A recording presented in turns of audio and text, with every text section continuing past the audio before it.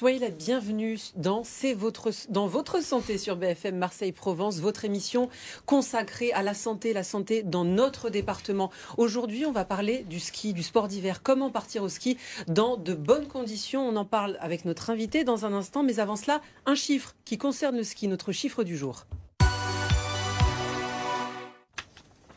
Le chiffre, c'est 400.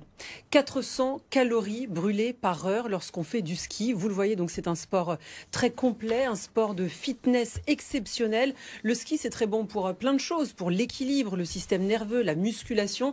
C'est un réel bien-être psychologique, mais c'est un sport très très exigeant. Et justement, on en parle avec notre invité. Bonjour Julien Mazery.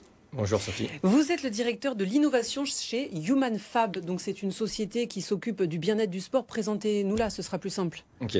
Human Fab, c'est un centre d'expertise du sport et de la santé, adossé également à un centre industrie spécialisé dans le développement d'outils sportifs et d'accompagnement pour les entreprises spécialisées dans le sport.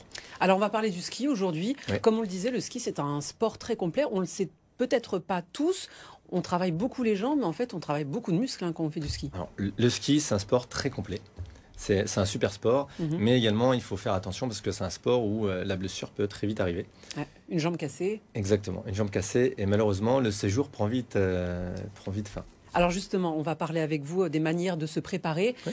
C'est vrai qu'on ne va pas au ski comme ça, il faut un peu de préparation avant. Ou alors, si on y va comme ça, on prend des risques. Alors, si on y va comme ça, on prend des risques parce que souvent, quand on y va avec des amis. Donc, il y a des groupes un petit peu disparates, qui sont un petit peu hétérogènes. Et si Thierry est hyper fort au ski et que moi, je suis un petit peu moins fort, souvent, au milieu de journée, Thierry, il a encore de l'énergie. Et moi, je commence à avoir les jambes qui commencent à trembler, etc.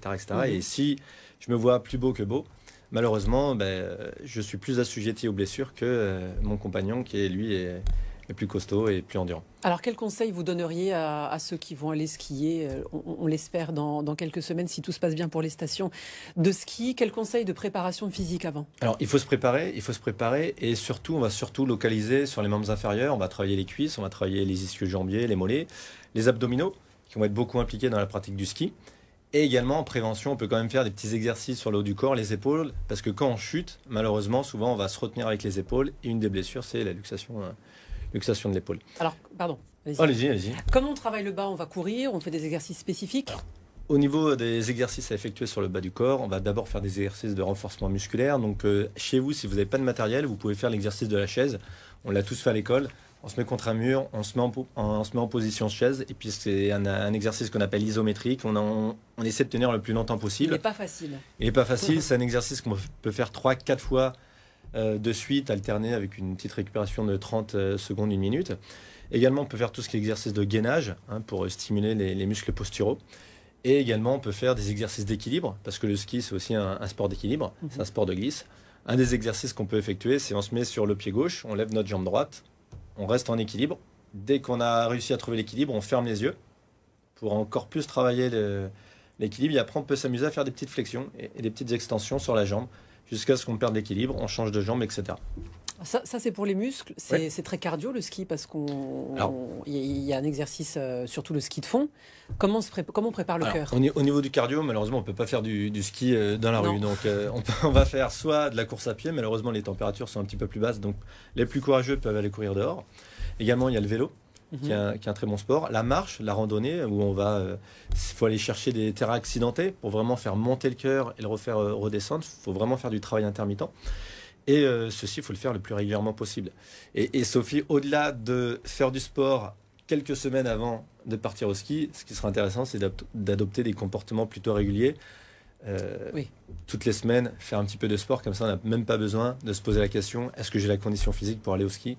Si on en fait plus régulièrement du sport, on n'a pas besoin de se poser cette question. Alors ça, c'est un bon conseil pour nos téléspectateurs. Si on se prépare avant, ce sera forcément plus agréable. Exactement. Pendant le séjour, il y a une chose qui travaille beaucoup au ski, c'est le genou. Oui. Alors souvent, ça peut poser des problèmes. Alors déjà, il faut rappeler que le ski, quand on fait du ski, environ 30% des blessures, c'est au niveau du genou.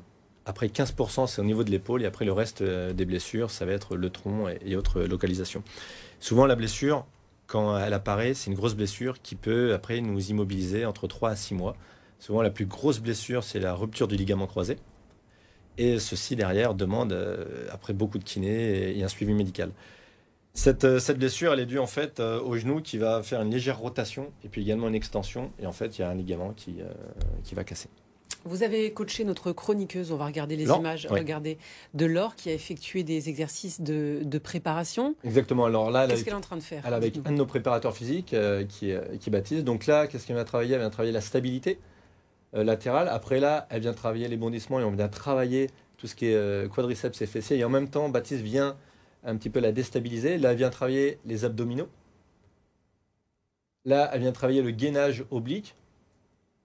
Donc là, c'est des exercices que vous pouvez refaire chez vous, hein, c'est sans matériel. Parce que Laure, elle est quand même assez sportive. Oui, elle nous a dit. Ça se voit sur les images. Est-ce que ça, c'est accessible à tout le monde? Oui, c'est accessible à tous. Oui. Là, vous voyez, par exemple, on a mis un ballon, mais également, on peut faire ça avec un oreiller. Vous mettez un oreiller, là, on vient travailler la stabilité interne des genoux. Là, on est sur une plateforme un petit peu qui est pas stable, mais vous pouvez travailler sur un coussin et vous mettez vos pieds sur un coussin et vous faites des flexions sur un coussin. Et vu que le coussin va être mou, il va également, lui, vous déstabiliser.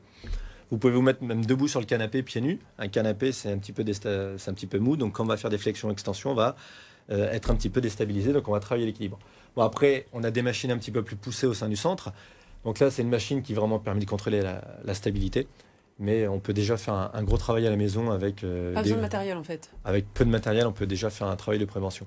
Très bien, on va parler de nourriture, parce que c'est important de bien manger aussi quand on va faire du sport. De bien manger, Pour tous les sports, c'est pareil pour le ski. C'est pareil pour le ski. Avant d'aller skier ? Alors, ce qu'on peut manger pour skier, vraiment pour tenir la journée, ça va être tout ce qui va être sucre lent. Donc, on va pouvoir manger des pâtes. Hein, c'est l'aliment, on va dire, du sportif. Mais avant même d'aliment, le plus important, c'est l'hydratation. L'hydratation, c'est l'élément le plus important quand on va faire une activité physique. Pourquoi ? Parce que si on est déshydraté, un des symptômes de la déshydratation, c'est quoi ? C'est l'augmentation du temps de réaction. Et qui dit augmentation du temps de réaction dit accident bête. C'est oh là là, je vois la personne devant moi, mais j'ai mis trop de temps à réagir. Et ben c'est l'accident. Et qui dit accident dit également potentiellement blessure derrière. Ça c'est intéressant parce que quand il fait froid, on n'a pas forcément. Exactement. Soif, hein. Quand on a un environnement, quand on est entouré d'eau ou quand on est entouré de neige, en fait, la sensation de soif disparaît un petit peu. Donc un des conseils, c'est tout le temps d'avoir une bouteille d'eau dans le sac ou un camelback. C'est beaucoup plus facile. Après, juste de prendre un petit coup d'eau rapidement. Qu'est-ce qu'on fait des raclettes pleines de fromage?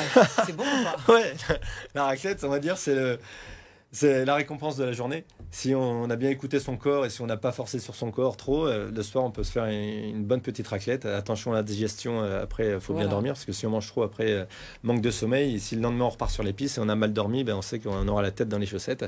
Et après, par contre, on augmente encore les problématiques de perte d'attention et d'accident. À nos risques et périls. Et le vin chaud, l'alcool? Le vin chaud avec modération. Avec modération. Ouais. Mais faut pas supprimer les plaisirs. C'est pas parce qu'on travaille dans la santé ou dans le sport qu'à côté, faut pas supprimer les plaisirs. On parle aussi de toutes ces barres céréales qu'on trouve dans les magasins de sport, à côté des affaires de ski, que tout le monde a dans son sac au ski. Il ne faut pas en manger trop, j'imagine. Il ne faut pas en manger trop, mais ce qui est bien, c'est que ça prend peu de place. Elles ont pas mal de kilocalories, comme vous avez dit. On consomme 400 kilocalories par heure si on fait du ski. Donc c'est une des solutions qu'on peut mettre dans notre sac. Dernière chose, des lunettes, important, toujours. Oui, des lunettes, important. Et le casque, également, important, parce qu'une des blessures, on en parle peu, c'est les traumatismes crâniens. Oui. Soit contre une personne, soit sur la piste glacée. Et un traumatisme crânien, malheureusement, après, on va passer une mauvaise période, parce qu'on va avoir après des peurs de retourner sur les skis, parce que ça fait pas très plaisir. Et ça, on n'en voit pas trop encore des casques? Non, les casques, malheureusement, il n'y en a pas assez sur les pistes de ski. Un objet, l'objet de la semaine dans votre santé, très important pour le ski. Vous allez le voir, cet objet, c'est une semelle chauffante. Très important, vous l'aurez compris, parce qu'au ski, on a froid aux pieds. On a toujours froid aux pieds, de toute manière, lorsqu'il neige. On a beau mettre plein de chaussettes, en fait, ça marche pas vraiment. Et donc ça, c'est vendu, vous pouvez l'acheter à Marseille, dans le magasin du Vieux Campeur, sur l'avenue du Prado. C'est plutôt accessible, parce que ça coûte 5 €, 5,90 €. Donc franchement, ça va. C'est plutôt accessible quand on part au ski, finalement. Ouais. Tous les équipements sont... Vous en pensez quoi, vous, non? Ouais, ça fait plaisir. Ça fait du bien, une paire de chaussettes chaudes. Non, ça vous plaît pas, visiblement, cette semelle. Moi sincèrement, je l'utiliserai pas. Pourquoi? En fait, le problème qu'il y a, c'est que trop de confort tue le confort. Et également, il faut souffrir un peu. Quand on a chaud aux pieds, en fait, ça crée de la vasodilatation.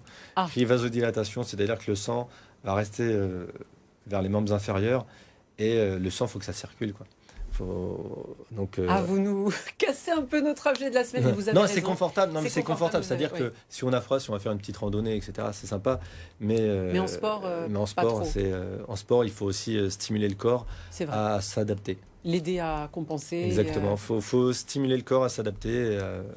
Et c'est pareil parce que ça existe aussi pour les mains, les chaufferettes. Oui, les chaufferettes, voilà. C'est pareil, c'est pas terrible. Je skierai pas moi avec des chaufferettes dans les mains. Par contre, je les prendrai après. Pour se réchauffer. Pour me réchauffer, exactement. Très bon conseil. Merci beaucoup d'être venu sur le plateau de Votre Santé sur BFM Marseille-Provence. Prochain Votre Santé, c'est jeudi prochain. Le prochain rendez-vous thématique de BFM Marseille-Provence, c'est demain, top sortie. On recevra Gary du groupe Massilia Sound System. Quant à nous, on se retrouve dans un instant pour continuer de faire le tour de l'actualité du département. À tout de suite.